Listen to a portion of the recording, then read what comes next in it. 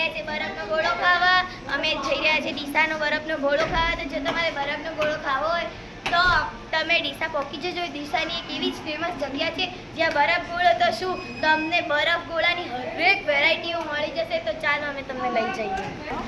તો ગાઈઝ અમારી પલટન તૈયાર થઈ ગઈ છે. અને હા, તમને એક વાત બતાવી દઉં, અમારે ત્યાં બધે ચડ્ડા ગેંગવાળા છે. તમે જોઈ શકો છો, મારા ભાઈને જોઈ શકો છો જે કેમેરામેન બન્યો છે. તો ચાલો તમને લઈ જઈએ. તો ગાઈઝ હું છું મારા કેમેરામેન, હું જીલુ જસારિયા અને મારા કેમેરામેન ધ્રુવેરાજ ગાજાણી સાથે તમને લાઈવ બરફ ગોળો ખાવા લઈ જઈએ. ચાલો સ્ટોપ કરો. તો ગાઈઝ અમારો ડોગી પણ અમારી હંગાત આવી રહ્યા છે. તારે આવું છે બિટ્ટુ? તો ગાઈઝ આ અમારો ચોથો કૂતરો છે, નહીં પાંચમો કૂતરો છે. અમારા 4 કૂતરા હતા, એ બધા મરી ગયા, બહુ મોટા.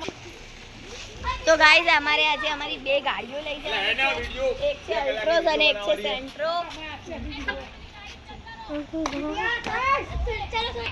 તો ગાઈઝ તમે જોઈ શકો છો અમારી બધી ગાડીઓ બહાર નીકળવા તૈયાર થઈ ગઈ છે.